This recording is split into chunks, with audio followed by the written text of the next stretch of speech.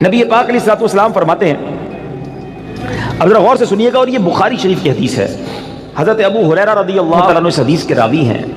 نبی پاک علیہ الصلوۃ والسلام نے فرمایا، کسی عورت سے نکاح کے لیے 4 چیزوں کو مد نظر رکھا جاتا ہے۔ نارملی 4 چیزیں، یہ 4 میں سے کوئی 1-2 چیزیں لوگ دیکھ رہے ہوتے ہیں۔ نمبر 1، اس کا مال، پیسے والی ہے کہ نہیں۔ نمبر 2، حسب نسب، خاندان کیسا ہے۔ نمبر 3، حسن و جمال۔ اور نمبر 4، کچھ لوگ ہوتے ہیں جو دینداری بھی دیکھتے ہیں۔ آقا فرماتے ہیں، تمہاری ناک خاک آلود ہو یا تمہارا ہاتھ خاک آلود ہو، تم دیندار عورت کے حصول کی کوشش کرو۔ یعنی دینداری کو فوقیت دینی چاہیے۔ احادیث کا یہ مضمون بھی ملتا ہے کہ جو کسی عورت سے عزت کے لیے شادی کرے وہ ذلیل کر دیا جاتا ہے، کوئی دولت کے لیے شادی کرے وہ غریب اور فقیر کر دیا جائے گا، اور جو دینداری کے لیے شادی کرتا ہے اللہ اسے عروج، برکت اور خوشیاں عطا فرماتا ہے۔ تو موسٹ پریورٹی، پہلی ترجیح کیا ہونی چاہیے؟ یہ ہے تھوڑا سا مشکل، اصل میں یہ باتیں جو ہے نا نوجوانوں کو سمجھ نہیں آتی۔ جو شادی شدہ ہے نا، یہ شکل و صورت جو ہے نا، یہ اس کی اہمیت بعد میں بہت تھوڑی رہ جاتی ہے۔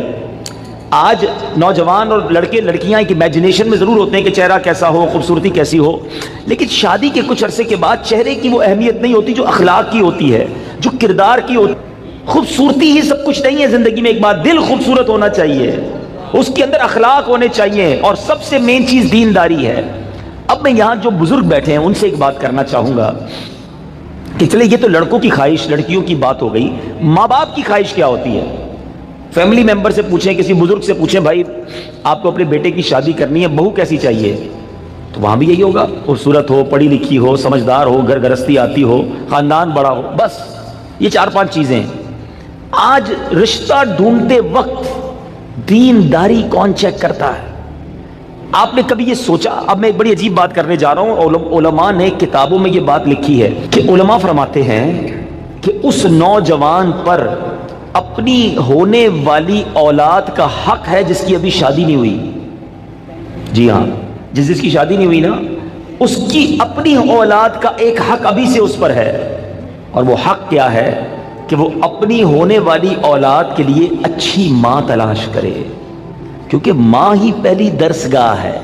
ماں ہی اچھی نہیں ہے، ماں ہی دیندار نہیں ہے، ماں ہی برے کاموں میں ہے، تو اس کی اولاد کی تربیت کیسی ہوگی؟ یعنی آپ نے اپنی ہونے والی اولاد کے ساتھ ظلم کیا اگر آپ نے ان کے لیے اچھی ماں تلاش نہ کی۔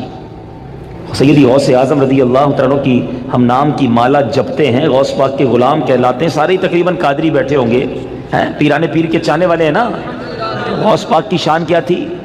مدرسے میں گئے، قاری صاحب نے کہا پڑھو بسم اللہ الرحمن الرحیم، میرے غوث پاک نے بسم اللہ سے شروع کیا اور 18 پارے زبانی سنا دیے۔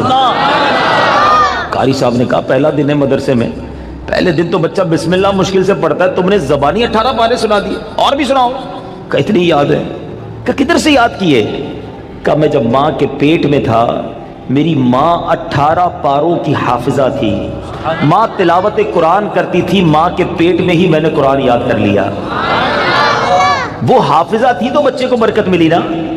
اب جو ماں فلمیں دیکھنے والی، گانے سننے والی، بے پردہ گھومنے والی، نمازیں قضا کرنے والی ہوگی، اس کے پیٹ میں جب بچہ ہوگا تو کیا اثر پڑے گا بچے پر؟ خاتون جنت بی بی فاطمہ، نبی پاک علیہ الصلوۃ والسلام کی شہزادی نے حسنین کریمین کو کیسے پالا ہے؟ یہ جنت کے پھول ایسے ہی نہیں ہیں۔ بی بی فاطمہ جب جھولا جھلاتی تھی تو قرآن کی آیتیں پڑھا کرتی تھی، بچپن سے قرآن سنا ہے حسنین کریمین کے کانوں نے۔ ہمارے بچے کیا سنیں گے اگر ماں دیندار نہ ہوئی؟ صرف خوبصورتی، صرف پیسہ، صرف جہیز۔ نہ کریں ایسا، وہ بچے بھی نہ کریں ایسا، اور ان کے ماں باپ بھی نہ کریں ایسا۔ سب سے پہلی چیز رشتہ کرنے سے پہلے جو دیکھنی ہے وہ اس کا عقیدہ دیکھو، اس کے ایمان کیسا ہے۔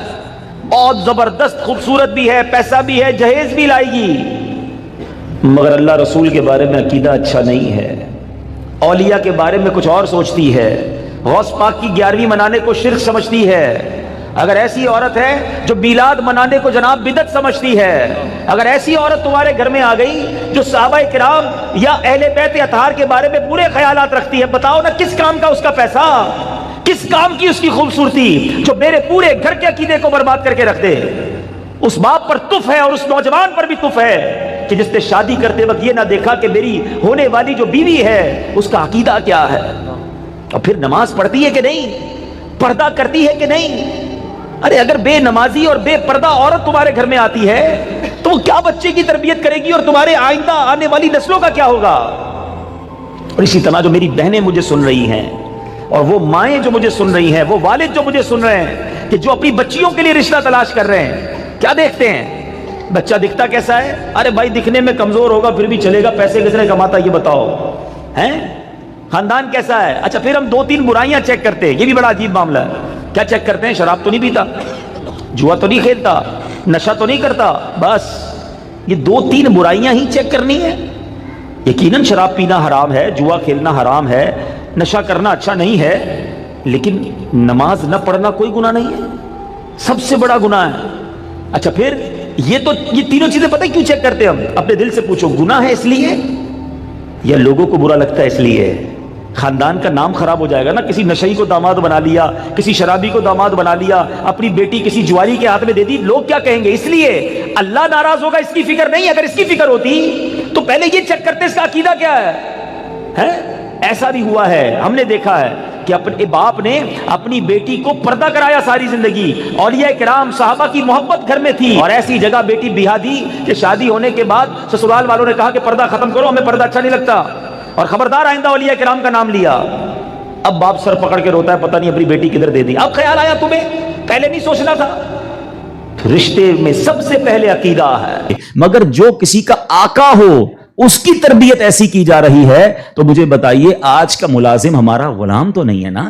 آج تو ہم نے اس سے ایک وقت کا اجارہ کیا ہے کہ جناب آپ 8 گھنٹے کے لیے میرے پاس آئیں گے اور پرٹیکولرلی یہ کام کریں گے، جو کام دیا میں اس سے وہ کام لے سکتا ہوں، نہ میرا وہ زر خرید غلام ہے، شام کو جا کر وہ کچھ بھی کرے اس کا میرا کوئی کانٹریکٹ ہی نہیں ہے۔ مگر اس کے باوجود جو آج ملازمین کے ساتھ سلوک کیا جاتا ہے، غلام کے ساتھ اچھا سلوک کرنے کا اسلام درس دیتا ہے، تو ملازمین کے ساتھ تو اس سے بڑھ کر اچھا سلوک کرنا ہوگا نا، کیونکہ وہ تو غلام بھی نہیں ہے۔ مگر آج غریب ملازمین کے ساتھ جس طرح بعض لوگ بہیو کرتے ہیں، میں ایسا نہیں کہتا کہ سارے لوگ کرتے ہیں، ماشاءاللہ کچھ ہم نے دیکھا چاہے وہ فیکٹری اونرز ہوں یا مالکان ہوں کاروبار کے، وہ بچوں جیسا سلوک کرتے ہیں، اور کرنا بھی یہی چاہیے۔ وہ غریب ہے تو اس کا مطلب یہ نہیں کہ اس کے پاس دل نہیں ہے، اور اسلام ہمیں حقوق بیان کرتا ہے اور ہمارے صحابہ نے اس کو کس طرح امپلیمنٹ کیا۔ اب یہاں ایک بات ذہن میں رکھنی ہے، نبی پاک کی ایک حدیث یاد رکھیے گا، میرے آقا علیہ الصلوۃ والسلام فرماتے ہیں من آذا مسلما فقط آذانی ومن آذانی فقط آذ اللہ، جس نے کسی مسلمان کو تکلیف دی۔ اب اس میں کہیں بھی ایسا نہیں ہے کہ اپنے برابر کے مسلمان کو تکلیف نہیں دینی ہے۔ میں چیمبر آف کامرس کا ممبر ہوں تو کسی چیمبر آف کامرس کے ممبر کو تکلیف نہیں دینی، میں فیکٹری مالک ہوں تو کسی فیکٹری مالک کو تکلیف نہیں دینی، میں ایک ایلیٹ کلاس یا اچھی کلاس کا رہنے والا ہوں تو اپنی طرح کے لوگوں کو تکلیف نہیں دینی۔ یہ مطلقاً حدیث ہے، من آذا مسلمن، ٹھیلے والے کو بھی تکلیف نہیں دینی جو مسلمان ہے، جو جناب میرا ملازم ہے اسے بھی تکلیف نہیں دینی، جو میری فیکٹری کا دروازہ کھولتا ہے مجھے اسے بھی تکلیف نہیں دینی۔ بلکہ میں آپ کو سچ بات بتاؤں، یہ وہ لوگ ہوتے ہیں کہ جن کے ساتھ اچھا سلوک کر کے ہم اپنے رب کو بہت راضی کر سکتے ہیں۔ اب ایک اور واقعہ سنیے، اور سبحان اللہ یہ واقعہ بھی حضرت بلال حبشی ہی سے ریلیٹ کرتا ہے۔ اب آپ ایک اور بات سمجھیے، حضرت بلال حبشی کا بیک گراؤنڈ کیا تھا؟ حبشہ جو ہے وہ ایتھوپیا کو کہتے ہیں، آج کل وہ ملک ایتھوپیا ہے، ٹھیک ہے نا؟ اٹ مینز وہ افریقن تھے، عرب کے اندر ایک افریقن غلام کے طور پر وہ آئے تھے، اور آپ نے بہت ڈیفیکلٹ لائف اسلام کے لیے گزاری۔ جو آپ کا آقا تھا نا امیہ، میں نے وہی کہا کہ باٹ کر لیتے تھے، خرید لیتے تھے، وہ بہت سخت اسلام دشمن تھا۔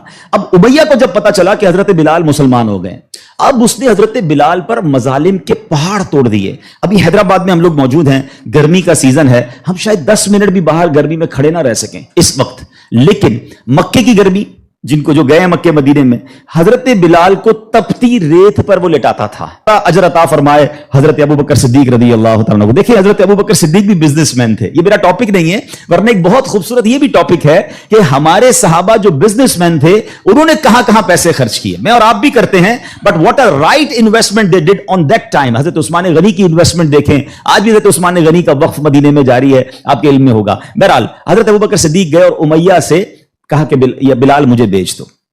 اب امیہ جو تھا نا وہ بڑا شیطان تو تھا ہی، اسلام دشمن تھا، حضرت بلال سے اس کا بغض کی وجہ بھی یہی تھی۔ تو اس نے مثال کے طور پہ، اس وقت مارکیٹ ریٹ تھا 500 درہم، میں مثال کے طور سے اس نے کہا میں 1000 درہم لوں گا۔ آپ نے کہا ٹھیک ہے. حضرت ابوبکر کہتے ہیں کہ نہیں اب 2000 لوں گا. سودا ڈن ہونے کے بعد کہتا ہے اب 2000 لوں گا. آپ نے کہا اوکے. کہا 3000 لوں گا. آپ نے کہا اوکے. وہ قیمت بڑھاتا گیا, حضرت ابوبکر صدیق اوکے کرتے گئے. اب ایک پرٹیکولر بڑی بگ اماؤنٹ پر حضرت بلال کی ڈیل ہو گئی. امیہ کہتا ہے اے ابوبکر, میں نے تو تمہاری بزنس کے بڑے چرچے سنے تھے, مجھے تو یہ پتا تھا کہ تم جو ہے بڑے جانچ کر بڑی طریقے سے سودا خریدتے ہو, اتنا مہنگا یہ حبشی غلام خرید لیا. حضرت ابوبکر کے تاریخی الفاظ سنے. وہ کہتا ہے امیہ تمہیں کیا معلوم بلال کی قیمت کیا ہے, تم اس سے زیادہ مانگتے میں اس سے زیادہ تمہیں دیتا. اللہ اکبر. رقم دی, حضرت بلال کو لے کر نبی پاک کے پاس. اب ذرا سنیے گا, جب نبی پاک نے حضرت بلال کو دیکھا نا, کہا حضرت ابوبکر کہتے ہیں یا رسول اللہ بلال حاضر ہے, بلال کو آزاد کروا کے لایا ہوں. نبی پاک فرماتے ہیں اے ابوبکر, بلال کو خریدنے میں جتنے پیسے خرچ کیے تھوڑے پیسے میرے بھی اس میں شامل کر لو. اتنا پیار. اور حضرت بلال کے اس بیوٹیفل ڈیل میں حضرت ابوبکر نے کہا حضور میرا سب کچھ آپ ہی کا تو ہے, اگر میں نے کچھ خرچ کیا تو حضور یہ سب آپ کا ہے. اب حضرت بلال کا یہ بیک گراؤنڈ تھا. یاد رکھیے گا, اب مکے میں بڑے بڑے سردار بھی مسلمان ہوئے. آپ سب کو یاد ہونا چاہیے اسلامی تاریخ کا ایک ٹرننگ پوائنٹ تھا, اور وہ ٹرننگ پوائنٹ تھا فتح مکہ. ٹھیک ہے نا, فتح مکہ سے پہلے 10,000 لوگ مسلمان ہوئے. میں تھوڑا سا 1-2 منٹ میں تھوڑا سمرائز کر دوں تاکہ آپ میرے ساتھ اور انوالو بھی ہو جائیں, اور یہ تاریخ پتہ ہونی چاہیے. فتح مکہ ہوتی ہے 10 ہجری میں. 10 ہجری کا مطلب 8 ہجری میں, معاف کیجیے گا, فتح مکہ ہوتی ہے 8 ہجری میں. 8 ہجری کا مطلب ہے کہ نبی پاک علیہ الصلوۃ والسلام نے جو 40 سال کی عمر میں اسٹرگل آف اسلام شروع کی, اس کے 13 سال مکے میں گزارے, 8 سال مدینے میں گزارے. 13 اور 8 کتنے ہو گئے؟ 21 سال. 21 ایئرز میں 10,000 مسلمان ہوئے تھے. سمجھ رہے بات کو؟ اور اب کانکر ہوتا ہے مکہ. جب مکہ فتح ہوا اور تمام مظالم کرنے والے لوگ موجود تھے, سرداران مکہ موجود تھے, اور ان کو پتا تھا آج ہمارے تکہ بوٹی کر دیے جائیں گے, آج ہمارے سر قلم کر دیے جائیں گے, کیونکہ ہم نے تو اتنا ستایا ان کو, مکہ چھوڑ کے مدینے جانا پڑا. مگر اینڈ آف دا ڈے جو نبی پاک کا شاندار فیصلہ تھا کہ آپ نے سب کو معافی کا اعلان فرما دیا, یہاں تک کہ صحابہ کرام کی جن پراپرٹیز پر مکے کے کفار نے قبضہ کر لیا تھا, میرے آقا نے کہا وہ پراپرٹیاں بھی تمہیں ہم واپس نہیں لیں گے, وہ بھی تمہاری ہو گئیں. اس معافی کا فائدہ کیا ہوا یہ سمجھنا بہت ضروری ہے کہ 10,000 مسلمان ہیں 21 سالہ کوشش میں, اور سن 10 ہجری میں آفٹر 2 ایئرز جب میرے آقا فتح مکہ کے بعد حج فرماتے ہیں, جس کو ہم حجۃ الوداع کہتے ہیں, اور خطبہ حج کے موقع پر میدان عرفات میں 1,24,000 صحابہ کرام ہوتے ہیں. معافی کا فائدہ دیکھ رہے ہیں؟ ہم کہتے ہیں بدلہ لوں گا, دشمنی چلے گی, نسل در نسل چلے گی, مٹا کے رکھ دوں گا, چھوڑوں گا نہیں. لڑائی کر کے دیکھ لو یا معاف کر کے دیکھ لو. ایک معافی نے اسلام کو کہاں پہنچایا؟ 10,000 21 سالوں میں, اور معافی کے بعد ودن 2 ایئرز 1,24,000 صحابہ کہاں موجود ہیں؟ عرفات کے میدان میں موجود ہیں. اینڈ فرام دیٹ ڈے, ایک اور بات, ہسٹری پڑھیے اسلام کی, فتح مکہ کے بعد اسلام نے جو ٹیک آف کیا ہے, آج تک اسلام پیچھے نہیں گیا. 200 کروڑ مسلمان ہیں آج دنیا میں. یہ فیضان ہے فتح مکہ کے اس اعلان کا, لا تثریب علیکم اليوم, آج تم سب آزاد ہو, تم سے کوئی سوال نہیں ہوگا. اور اس کے بعد سے اسلام کو جو عروج ملا, لیکن بھائی تربیت کا ٹائم تھا نا. جب یہ فتح مکہ ہو گیا نا, تو پیارے آقا علیہ الصلوۃ والسلام نے اب مکے کی چابی, کعبے کی چابی ملی, اور اب کعبے کی چھت پہ اذان دینی تھی. یعنی ایک طرح سے یہ ایک وکٹری کا اعلان تھا. تو نبی پاک نے کس کو کہا؟ حضرت بلال کو کہا کہ بلال جاؤ اور کعبے کی چھت پہ اذان دو. اب جو سرداران مکہ تھے نا, وہ کہتے ہیں یار ہم اتنے بڑے بڑے سردار, اتنی بڑی فیملی سے تعلق رکھنے والے ہیں, اتنا پیسہ ہمارے پاس, اتنے بڑے قبیلے کے سربراہ, اور آج اتنے عظیم موقع پر جو فتح مکہ کے بعد اذان دینے کا موقع, وہ بھی کعبے کی چھت پر, وہ کس کو دیا جا رہا ہے؟ ایک حبشی غلام کو. اللہ اکبر. یہ خبر نبی پاک تک پہنچ گئی کہ کچھ لوگ بے چین ہیں, کچھ لوگوں کو یہ برا لگ رہا ہے کہ بلال کو یہ موقع کیوں ملا, ہم بڑے خاندان والے, ہم پیسے والے. پیارے آقا علیہ الصلوۃ والسلام نے ان کو بلایا. پہلے تو نبی پاک نے سوال کیا کہ کیا آپ لوگ ایسی باتیں کر رہے تھے؟ کہ جی حضور کر رہے تھے. اب نبی پاک نے کیا فرمایا؟ نبی پاک کی گفتگو سے پہلے قرآن کی آیت نازل ہوتی ہے, اور رہتی دنیا کے لیے ایک اصول بیان ہو گیا. اب یہ اصول مجھے اور آپ کو یاد رکھنا ہے. اللہ کریم قرآن میں ارشاد فرماتا ہے انا اکرمکم عند اللہ اتقاکم, فرمایا بے شک اللہ کے یہاں تم میں زیادہ عزت والا وہ ہے جو تم میں زیادہ پرہیزگار ہے. یہ وہ فارمولا ہے جو مجھے یاد رکھنا ہے. پیسے والا زیادہ عزت والا نہیں ہے, جناب میں فلاں چیمبر کا صدر تو وزیر نائب صدر تو فلاں علاقے کا ہیڈ تو جناب قومی اسمبلی کا ممبر تو منسٹر یا جناب مل اونر, نہیں. فلاں خاندان میرے سر نیم میں یہ نیم لگتا ہے جس کی وجہ سے میرا بہت بڑا خاندان ہے. قرآن نے فیصلہ کر دیا ہے ان اکرمکم عند اللہ اتقاکم. اللہ کے نزدیک عزت والا وہ ہے جو زیادہ پرہیزگار ہے. وہ میرا ملازم بھی ہو سکتا ہے، وہ میرا خان سما بھی ہو سکتا ہے، وہ میرا غریب رشتہ دار بھی ہو سکتا ہے، وہ باہر ٹھیلا لگانے والا بھی ہو سکتا ہے. اگر وہ اللہ کی بارگاہ میں پرہیزگار ہے وہ سب سے زیادہ، ہم سب سے زیادہ عزت والا ہے. اور یہی اسلام کا حسن ہے. اچھا مزے کی بات یہ ہے، ایک طرف تو یہ حسن ہم پریکٹیکلی بھی پریکٹس کرتے ہیں. مثال کے طور پہ بعض اوقات آفس میں نماز کا ٹائم ہو گیا اور ہمارے کسی ملازم میں کوئی بادشاہ ہے یا حافظ صاحب ہے یا اچھا تلاوت کرنے والا ہے، ہم اس کو کہتے ہیں حضرت آپ نماز پڑھا دیں. بالکل اچھی بات. یہ تو اعلان ہے نا کہ بھائی آپ سیٹ ہیں، آپ پیچھے ہیں، اور امامت کون کر رہا ہے؟ ایک نارمل سا انسان ہے، لیکن وہ عبادت گزار ہے، اس کو قرآن آتا ہے، مگر صرف نماز کی حد تک. امام صاحب نے نماز پڑھا دی، پھر جا کر اس سے وہی انداز اختیار کرنا ہے جو عام ملازمین سے کرنا ہے. نہیں، یہ فارمولا ہمیں اسلام سکھا رہا ہے. تو یہاں میرا جو آج ٹاپک ہے کہ سیٹ اور ملازم میں فرق، یہ ہمیں نہیں کرنا ہے. ٹھیک ہے، کاروبار ہے، آپ اس سے کام لیں، آپ اس سے اجرت پر کام لے رہے ہیں، مگر آپ نے اسے خریدا نہیں ہے. اور اگر خرید بھی لیا ہے تو اس کے اوپر زیادتی کی اجازت نہیں ہے. مگر آج چونکہ غریب لوگ ہیں، بیچاروں کو جاب ملتی نہیں، تو جو منہ میں آیا کہہ دیتے ہیں، جس طرح ڈانٹنا ہے ڈانٹ دیتے ہیں، اور بعض اوقات تو گالیاں نکالتے ہیں. مجھے یاد ہے ایک صاحب مجھے ملے اور مجھے جو ہے وہ میں نے پوچھا، ایسے تھوڑا سا کلوز تھے کہ یار آپ کی سیلری کتنی ہے؟ اب یہ تھوڑی چند سالوں پرانی بات ہے. He's not that much professional, normal سا انسان تھا، منشی ٹائپ کے جیسے ہوتے ہیں نا. تو کہتے ہیں 80,000 تنخواہ ہے. میں نے کہا ماشاءاللہ تنخواہ تو اچھی ہے. تو کہتے ہیں 40,000 کام کے ہیں، 40,000 گالیوں کے ہیں. تو میں حیران ہو گیا. کہتے صبح سے شام گالیاں سنتا ہوں. بھی بھائی کیا کروں، غریب آدمی ہوں، پیسے اچھے ملتے ہیں اس لیے چھوڑ نہیں سکتا. اب میں نے سوچا کہ وہ جو مالک ہے، وہ جو سیٹ ہے، وہ قیامت کے دن کیا جواب دے گا؟ کیا پیسے دے کر گالی دینے کی تمہیں اجازت مل گئی ہے؟ کیا ذلیل کرنے کی اجازت مل گئی؟ ایسا نہ کریں پلیز. ہمارا اسلام ہمیں بہت خوبصورت مساوات کا درس دیتا ہے، اور غریب لوگ تو زیادہ ڈیزرو کرتے ہیں انہیں پیار کرنے کا. نبی پاک علیہ الصلوۃ والسلام کو، اب میرے آقا کا انداز دیکھیے گا، صحابہ بھی تو غریب تھے نا. اب صحابہ میں ایک بہت بڑی تعداد تھی جو اصحاب صفہ کے تھے. اصحاب صفہ آپ گئے ہوں گے مدینہ شریف، اللہ بار بار ہم سب کو حاضری عطا فرمائے. وہاں ایک بینچ، ایک چبوترا بنا ہوا ہے. یہ جو اصحاب صفہ تھے نا، یاد رکھیے گا، یہ اپروکسیمیٹلی 70 کے قریب ہوتے تھے. ان کی تعداد پلس مائنس ہوتی تھی. ان میں بہت بڑا نام حضرت ابو ہریرہ رضی اللہ تعالیٰ عنہ کا بھی ہے. یہ صحابہ اتنے غریب تھے کہ ان کے پاس گھر نہیں ہوتا تھا، ان کے پاس پہننے کے لیے پورے کپڑے بھی نہیں ہوتے تھے. ایک لباس، ایک چادر پہن کے بعض اوقات بیٹھے ہوتے، مگر شوق کیا تھا کہ علم دین سیکھنا ہے، نبی پاک علیہ الصلوۃ والسلام سے تربیت لینی ہے. تو کھانا بھی پیارے آقا انہیں بھجوا دیتے اور نبی پاک ان کے ساتھ رہتے تھے. اب ذرا یاد رکھیے گا، صحابہ کرام کچھ تھے جو مزدوری کا کام کرتے تھے. ہمارے ساتھ بھی کبھی کبھی ہوتا ہے کہ یار کوئی محنت مزدوری والا آئے تو اس کے کپڑوں سے اسمیل آتی ہے، کپڑے پرانے ہوتے ہیں، بدبو آ رہی ہوتی ہے، ہم اس سے دور ہو جاتے ہیں. اب کیا ہوا کہ نبی پاک علیہ الصلوۃ والسلام کے پاس کچھ ایسے لوگ آ کر بیٹھنا شروع ہوئے جب پیارے آقا اللہ کا ذکر کر رہے ہوتے تھے کہ بال بکھرے ہوتے تھے، پہننے کے لیے کپڑا ہوتا تھا، اور ان کی اسمیل بھی آتی تھی، کپڑوں سے مہک بھی آتی تھی.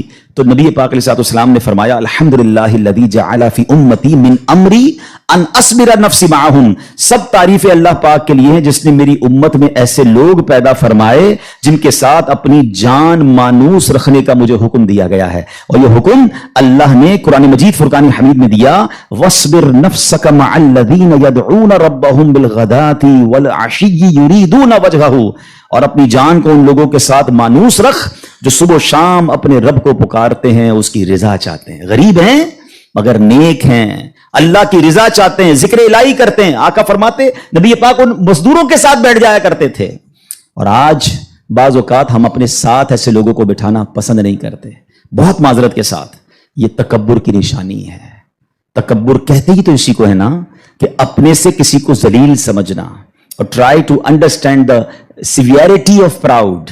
یہ جو تکبر ہے نا، یہ اتنا خطرناک گناہ ہے کہ سب سے پہلے تو یہ سمجھیے کہ کائنات میں سب سے پہلا گناہ کیا ہوا تھا؟ تکبر ہوا تھا اور حسد ہوا تھا. یہ اتنے پرانے گناہ شیطان نے کیا تھا. شیطان کوئی پہلے سے ہی اللہ کا نافرمان نہیں تھا. 40,000 سال اس نے عبادت کی، جنت کا خزانچی تھا، فرشتوں کا استاد تھا، معلم الملکوت تھا. once in a lifetime he did proud. ایک بار تکبر کیا، حضرت آدم کو سجدہ کرنے سے انکار کیا نا. جملہ کیا تھا اس کا؟ قرآن میں موجود ہے نا، انا خیر من، اے اللہ میں اس سے بہتر ہوں. خلقتنی من نار وخلقتہ من طین، تو نے مجھے آگ سے بنایا اور اس کو مٹی سے بنایا، میں تو اس سے بہتر ہوں. Actually this is the definition of تکبر. یہی تعریف ہے